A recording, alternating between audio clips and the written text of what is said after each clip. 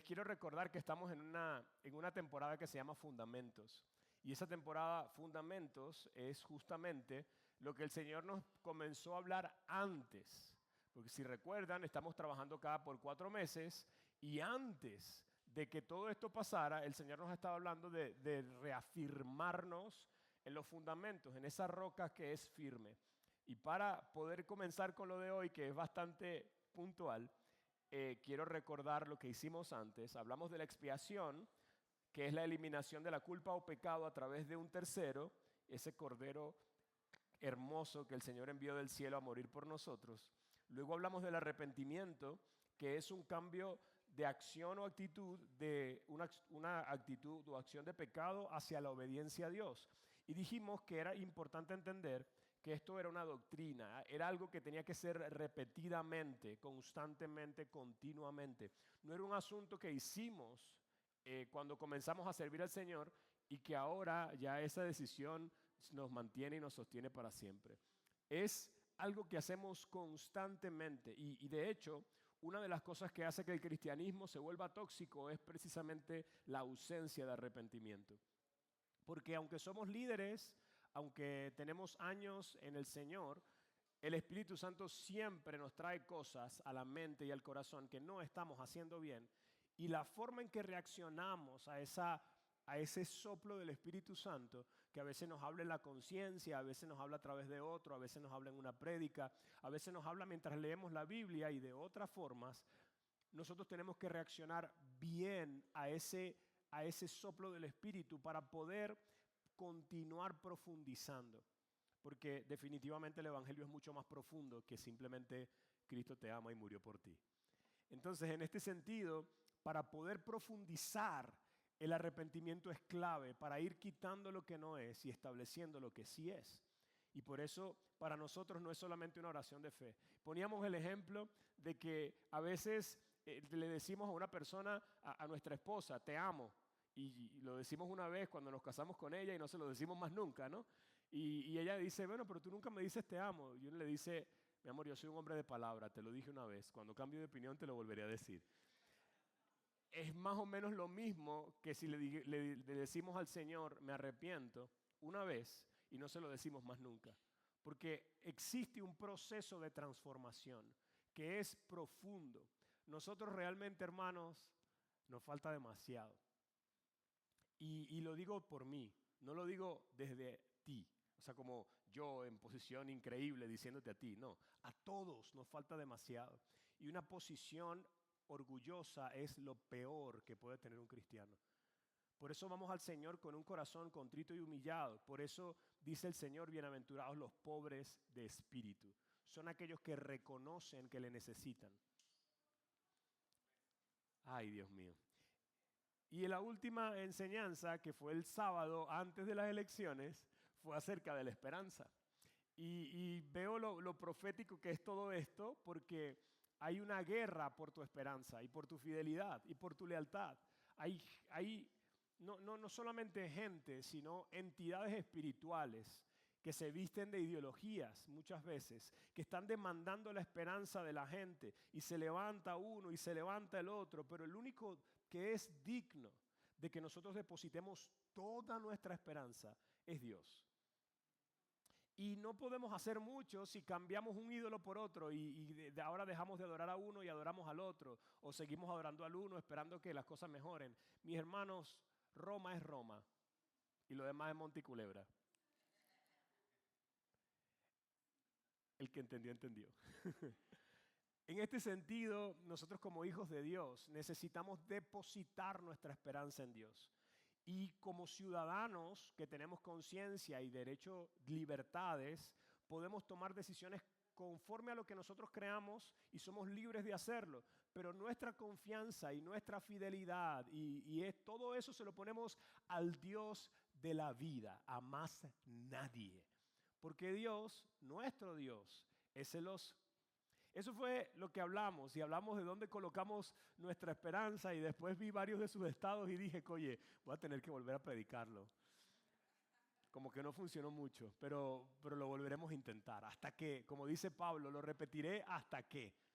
Pero me llama la atención y vamos a entrar a la enseñanza de hoy. Hoy para mí es el día más hermoso para predicar y el Señor me dijo que no predicara. Así que vamos a hacer algo. Solo esto que voy a hacer hoy lo he hecho 2 veces en mi vida, en 18 años de ministerio. 2 veces en mi vida. No voy a predicar, solamente estoy dando el preámbulo para que nos ubiquemos y voy a compartir 2 cosas y voy a hacer algo que no estaba en mis planes. La primera palabra que quiero colocar con ustedes es, solamente voy a leer un versículo, tal vez 2, para hablar de los fundamentos y lo importante que es que tú entiendas y que entendamos que Dios nos habla proféticamente, nos está dando antes de lo que viene para que estemos listos para lo que viene, ¿sí? ¿Dónde ponemos nuestra esperanza? ¿Cuál es nuestro fundamento? Mira lo que dice el Señor. Este es el final del Sermón del Monte. Dice, recuerden que me ayudan a leer con voz fuerte y clara lo que está subrayado. Dice, todo el que escucha mi enseñanza y la sigue es sabio, como la persona que construye su casa sobre una roca sólida. Aunque llueva a cántaros y suban las aguas de la inundación y los vientos golpeen contra esa casa, no se vendrá abajo porque está construida sobre un lecho de roca. ¡Tatán!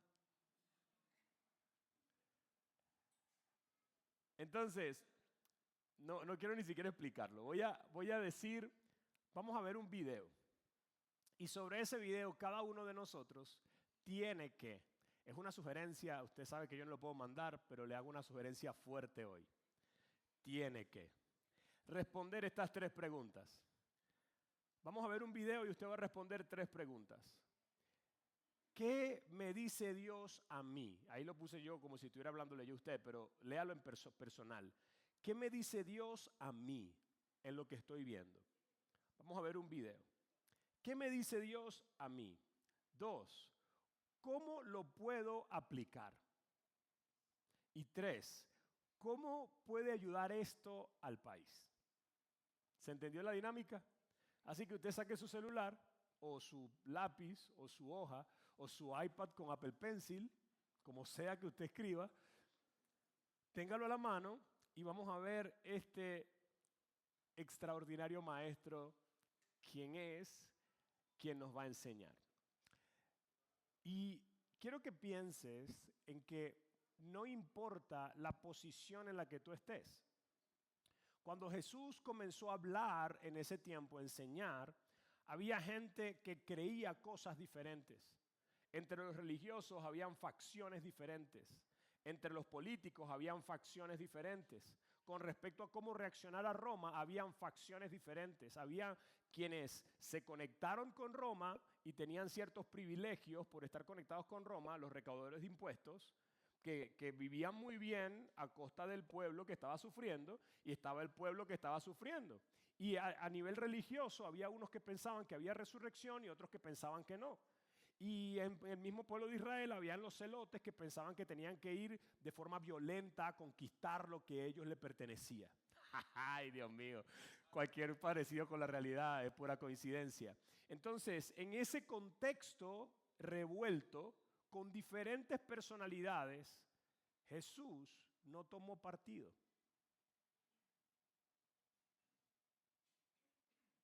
Jesús enseñó lo siguiente.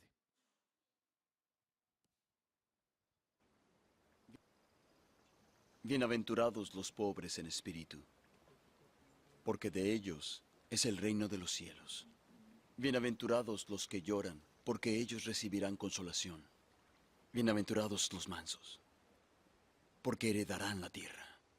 Bienaventurados los que tienen hambre y sed de justicia, porque ellos serán saciados. Bienaventurados los misericordiosos, porque ellos alcanzarán misericordia. Bienaventurados los de limpio corazón, porque ellos verán a Dios. Bienaventurados los pacificadores, porque ellos serán llamados hijos de Dios.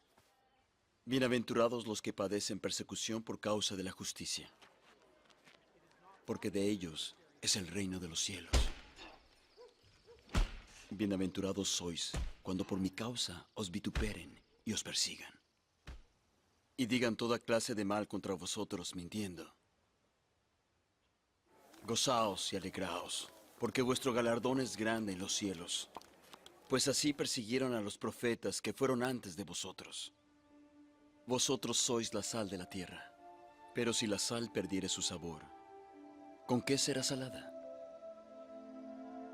No os sirve más para nada, sino para ser echada fuera y hollada por los hombres.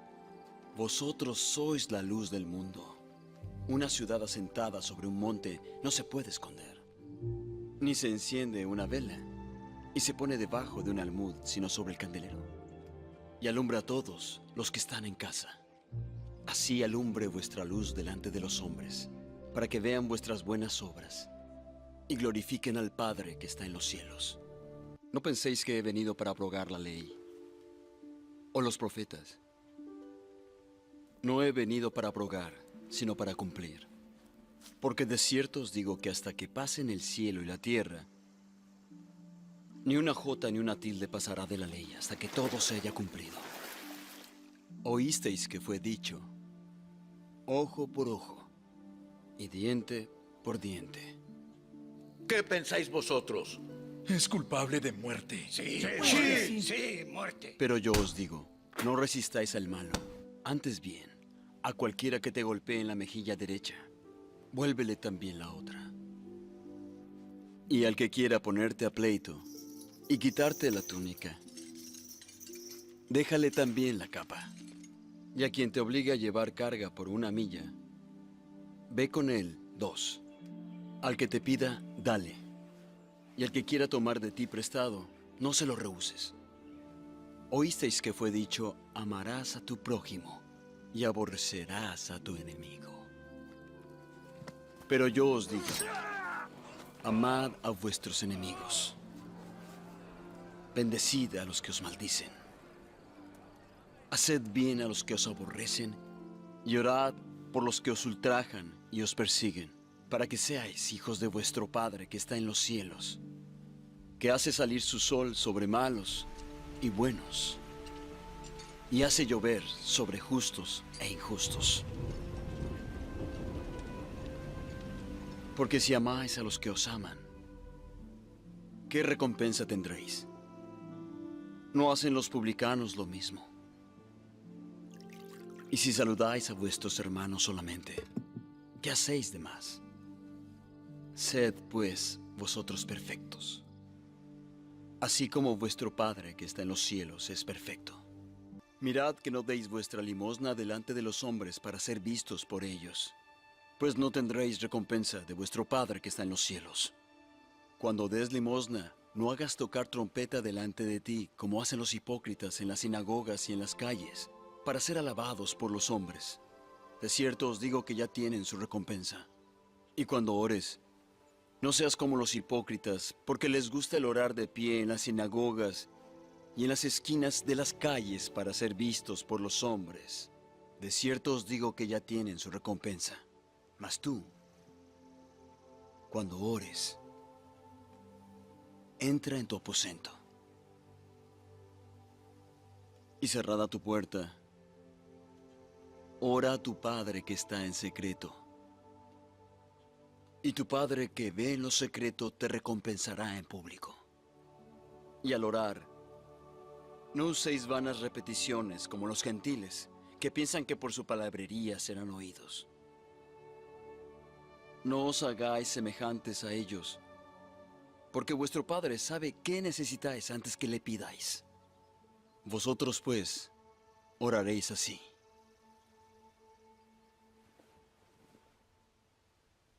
Padre nuestro, que estás en los cielos, santificado sea tu nombre, venga tu reino, hágase tu voluntad como en el cielo, así también en la tierra. Danos hoy el pan nuestro de cada día. Y perdona nuestras deudas como también nosotros perdonamos a nuestros deudores. Y no nos metas en tentación, mas líbranos del mal. Porque tuyo es el reino, y el poder, y la gloria por todos los siglos. Amén. No os hagáis tesoros en la tierra, donde la polilla y el orín corrompen, y donde ladrones minan y hurtan, sino haceos tesoros en el cielo, donde ni la polilla ni el orín corrompen, y donde ladrones no minan ni hurtan. Porque donde está vuestro tesoro, allí estará también vuestro corazón. No juzguéis para que no seáis juzgados, porque con el juicio con que juzgáis seréis juzgados, y con la medida con que medís se os volverá a medir. ¿Y por qué miras la paja que está en el ojo de tu hermano, y no echas de ver la viga que está en tu propio ojo? ¿O cómo dirás a tu hermano: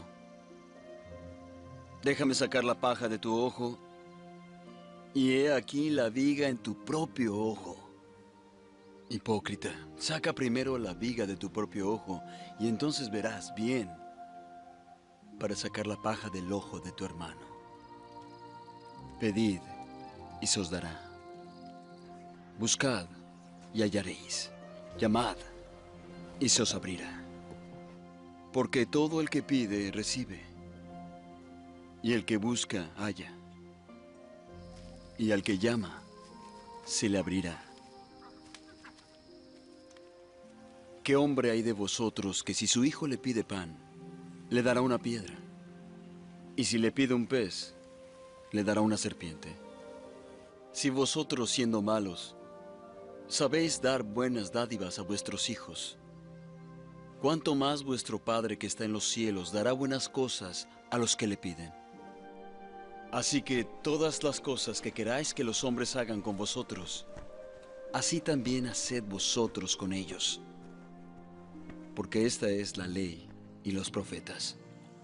Entrad por la puerta estrecha, porque ancha es la puerta y espacioso el camino que lleva a la perdición, y muchos son los que entran por ella. Porque estrecha es la puerta y angosto el camino que lleva a la vida, y pocos son los que la hallan. Y guardaos de los falsos profetas, que vienen a vosotros vestidos de ovejas, pero por dentro son lobos rapaces. Por sus frutos los conoceréis. ¿Se recogen uvas de los espinos o higos de los abrojos? No puede el árbol bueno dar malos frutos, ni el árbol malo dar buenos frutos. Todo árbol que no da buen fruto es cortado y echado en el fuego. Así que por sus frutos los conoceréis. No todo el que me dice, Señor, Señor, entrará en el reino de los cielos, sino el que hace la voluntad de mi Padre que está en los cielos. Muchos me dirán en aquel día, Señor, ¿no profetizamos en tu nombre y en tu nombre echamos fuera demonios y en tu nombre hicimos muchos milagros? Entonces les declararé, nunca os conocí. Apartaos de mí, hacedores de maldad. Por lo tanto, cualquiera que oye estas palabras mías y las hace, le compararé a un hombre prudente que edificó su casa sobre la roca. Y descendió la lluvia, y vinieron ríos, y soplaron vientos, y azotaron aquella casa, pero no cayó, porque estaba sobre la roca. Y a cualquiera que me oye estas palabras y no las hace, le compararé a un hombre insensato que edificó su casa sobre la arena, y descendió la lluvia, y vinieron ríos, y soplaron vientos y dieron contra aquella casa, y cayó, y fue grande su ruina.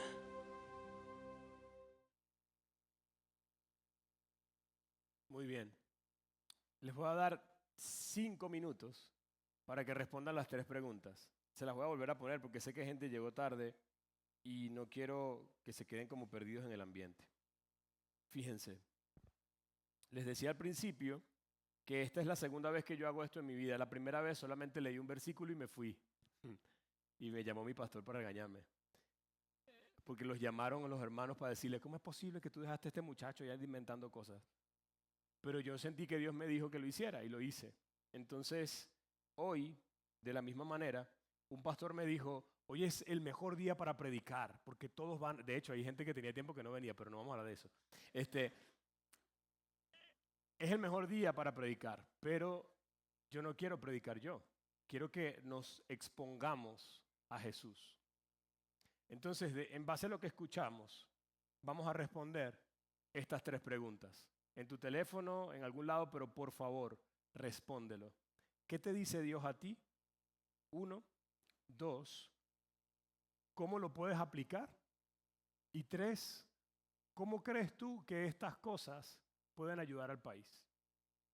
Vamos a quedarnos en silencio, un asunto personal, busca la manera de responder tú y deja que el Señor te guíe. Mientras tú lo haces, voy a estar orando por ti.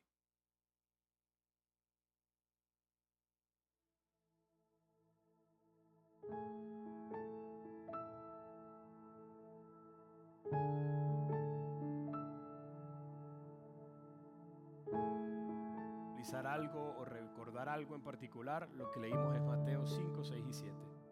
Lo puedes revisar.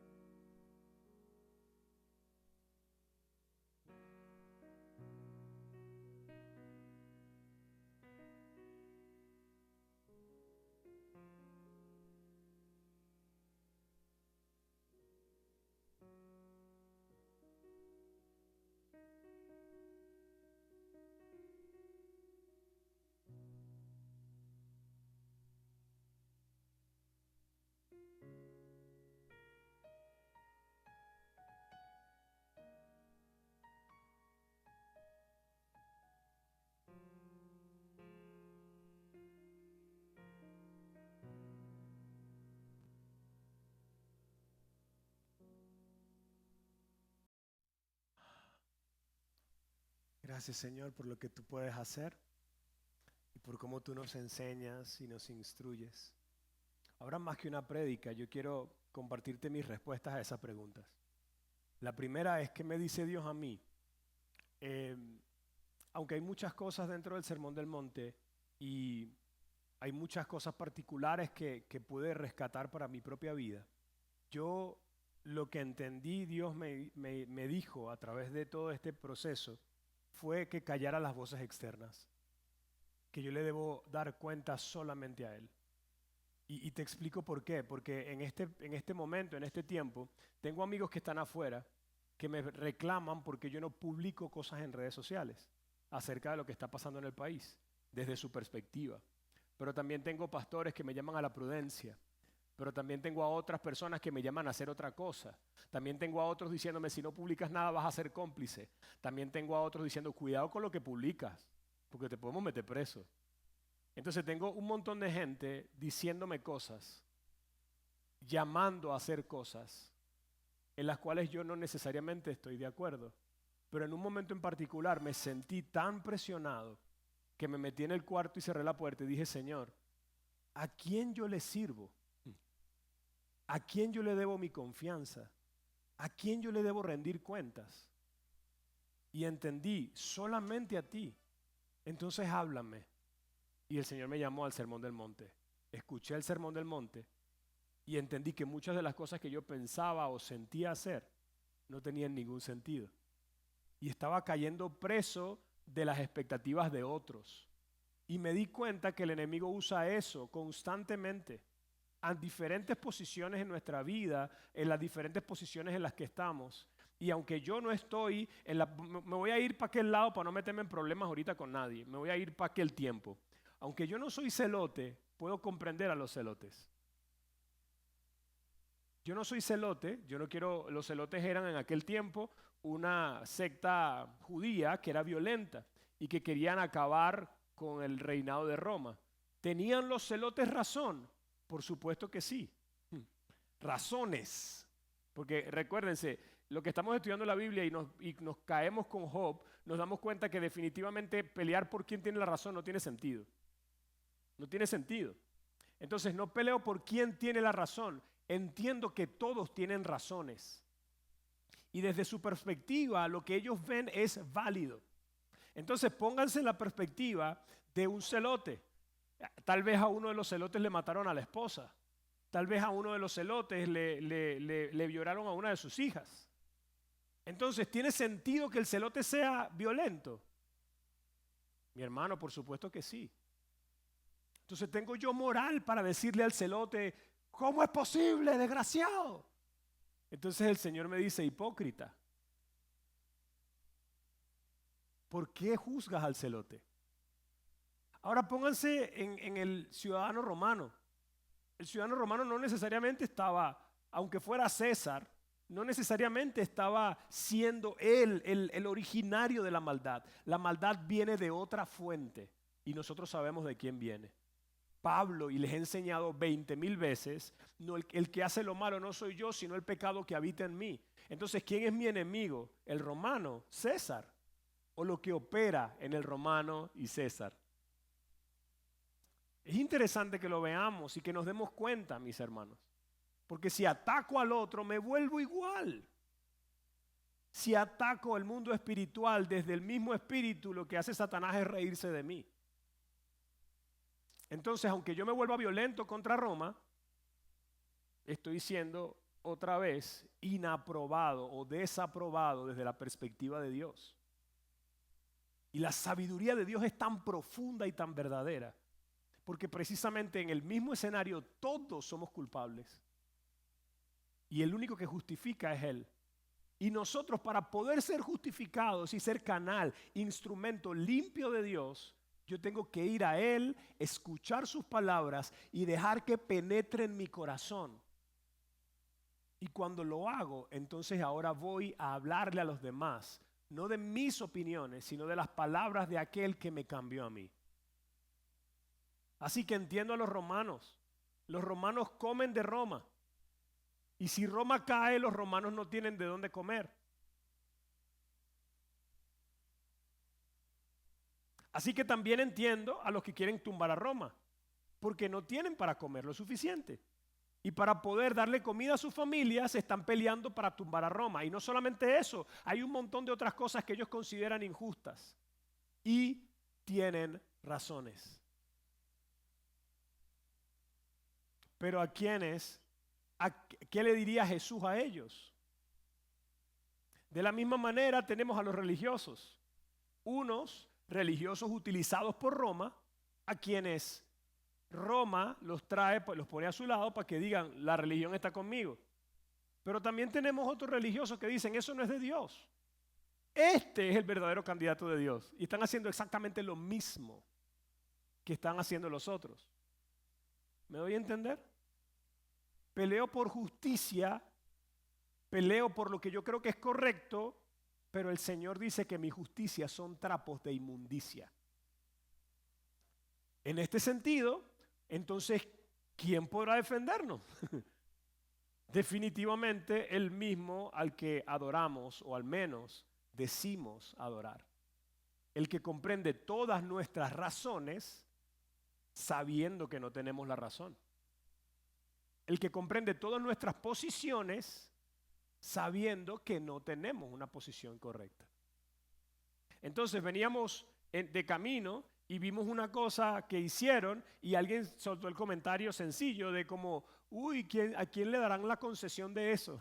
Porque tenemos el corazón tan contaminado que todo el que tiene algo bueno es enchufado. Todo el que tiene algo bueno es enchufado. Entonces está conectado con Roma seguramente y se llena el corazón de rabia porque hemos estado sumidos a injusticia. ¿Tenemos razones? Sí. ¿Eso es de Dios? No.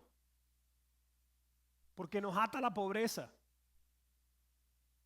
No solamente de riqueza, sino de espíritu. Y no la que Jesús alaba, sino la que no es congruente con su mensaje.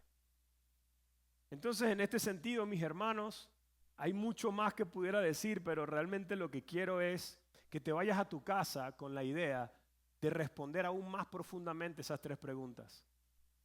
Y que puedas escribirlo en la presencia del Señor. Señor, yo me debo a ti. Y si me debo a ti, háblame de cuáles son las respuestas de estas preguntas, honestamente. Y cuando las respondamos entonces, probablemente no seamos una iglesia que sea pisoteada por la gente, sino una iglesia que realmente sale y que realmente transforme. ¿Cómo puede ayudar esto al país? Es la única manera. Es la única manera. Es la única manera. Y si Dios tiene que levantar a gente violenta para que transforme el país, Él lo puede hacer. Lo ha hecho millones de veces. ¿Y por qué Dios se tarda? Lea la Biblia, mi hermano. Usted lea la Biblia y se va a dar cuenta. Levanté a este para que derrumbara a aquel. Y Él lo hace porque Él quiere. Él es el Señor de la tierra. Pero a nosotros, sus hijos, Él no nos llamó a ser violentos. Y no nos llamó a atentar contra Roma. A nosotros, sus hijos, Él nos llamó a hablar de amor, de perdón, de gracia, de bondad y a entender, poniéndome en la posición del otro, por qué hace lo que hace y cómo yo puedo bendecirle a esa persona, al celote, al romano, al recaudador de impuestos, a los revolucionarios, a los fariseos, a todos ellos. Yo tengo una palabra de exhortación de parte de Dios. Desde un corazón que ama, no desde un corazón que condena. Y para eso, evidentemente, mis hermanos, yo tengo que vaciarme delante de Dios.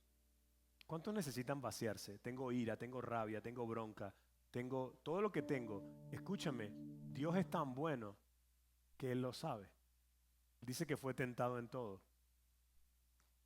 Y Él solamente quiere que te vacíes delante de Él para que luego pueda ser un instrumento de justicia. ¿Y cuál es la justicia, pastor? Yo se los conté. Dios me lo enseñó en una pelea con mi esposa. Estaba extraordinariamente molesto. Ya me había repasado la rabia que tenía. Salí del cuarto. Ya yo era pastor, para que usted diga, ay, los pastores pelean.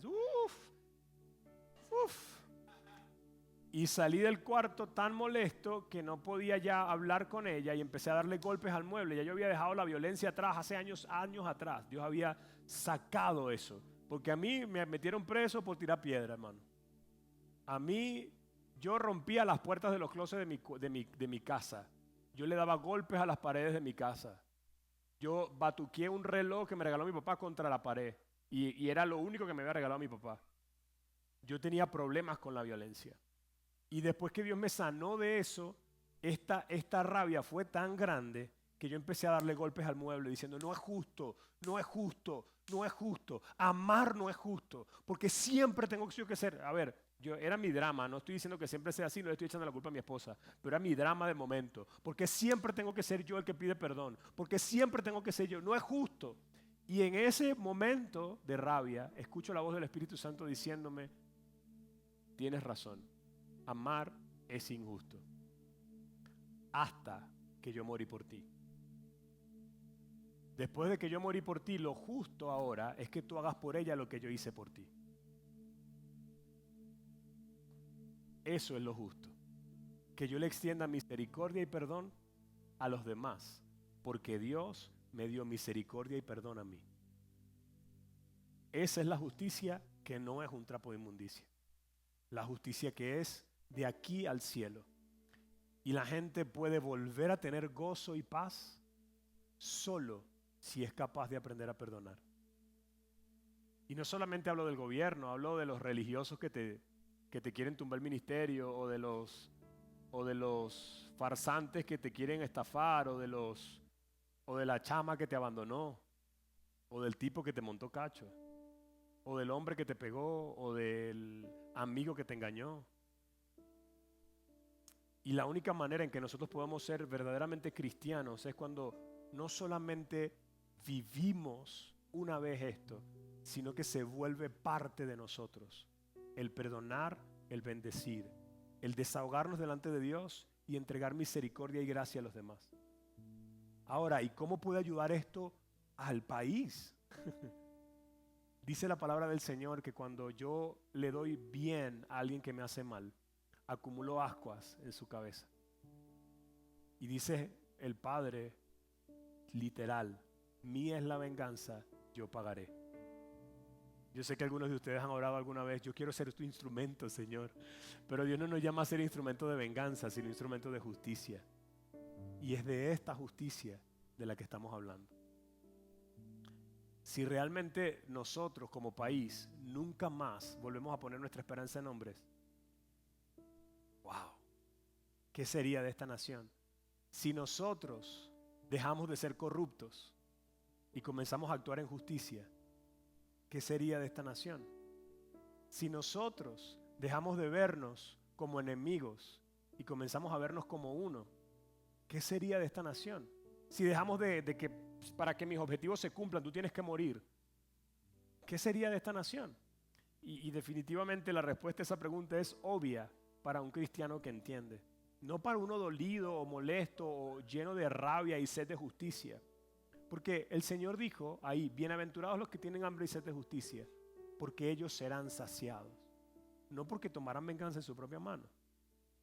Ahora, quiero cerrar con esto y orar por ti para hacerlo corto.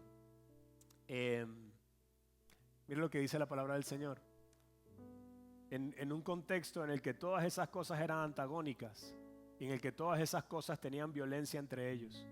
Dice, ya no hay judío ni gentil, esclavo ni libre, hombre ni mujer, porque todos ustedes son uno en Cristo Jesús.